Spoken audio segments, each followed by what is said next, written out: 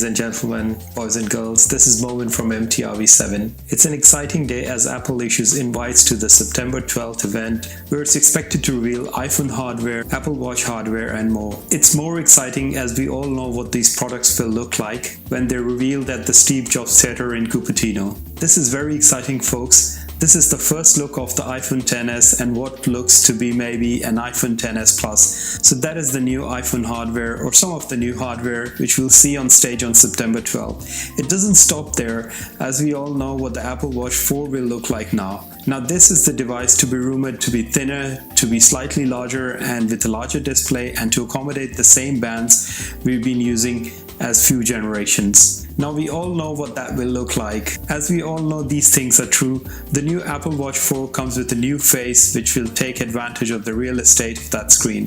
Guys, thumbs up if you like the new hardware and thumbs up if you plan to buy it. Let me know in the comment section below and subscribe to stay tuned to MTRV7 because I'm going to sort out another video after its release. Let me know in the comment section below. This is Moment from MTRV7. Till then, peace out.